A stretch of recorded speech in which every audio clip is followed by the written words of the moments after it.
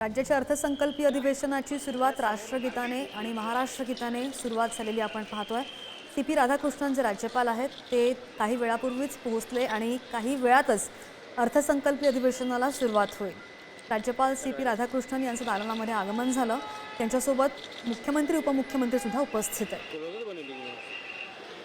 या अधिवेशनामध्ये कोणते मुद्दे गाजणार आहेत त्यावर आपण एक नजर टाकतो ग्राफिक्सच्या माध्यमातून। पुण्यामधील स्वारगेट बलात्कार प्रकरण असू दे त्यावरून हे अधिवेशन वादळी ठरण्याची शक्यता, मंत्री रक्षा खडसेंच्या मुलीची छेडछाड, सरपंच संतोष देशमुख हत्या प्रकरण जे 2 महिन्यांपासून प्रलंबित आहे, त्यानंतर धनंजय मुंडेंच्या राजीनाम्याची मागणी सातत्याने होतीये, त्यासाठी सुद्धा विरोधक आक्रमक होण्याची शक्यता, माणिकराव कोकाटेंच्या राजीनाम्याची मागणी होतीये, राजकीय वरदहस्त आहे असा आरोप आहे विरोधकांचा, कोरटकर आणि सोलापूरकरांची वादग्रस्त वक्तव्य आहेत त्यावर सुद्धा मुद्दा हा गाजू शकतो, तानाजी सावंतांच्या काळामधील आरोग्य घोटाळा ज्याला स्थगिती मिळालेली आहे, शेतकऱ्यांसाठी सोयाबीन आणि कांदा उत्पादक तूर उत्पादक सुद्धा वादळी मुद्दा ठरू शकतोय।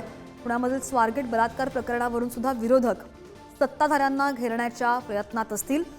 अर्थसंकल्पीय अधिवेशनाचा नुकताच आजचा पहिला दिवस आणि काही वेळातच या अधिवेशनाला सुरुवात होईल। त्या अगोदरची आपण ही विधान भवन परिसरातली दृश्य पाहतोय। जवळजवळ सगळेच नेत्यांचं विधान भवनामध्ये आगमन झालेलं आहे आणि थोड्याच वेळात अर्थसंकल्पीय अधिवेशनाला सुरुवात होईल।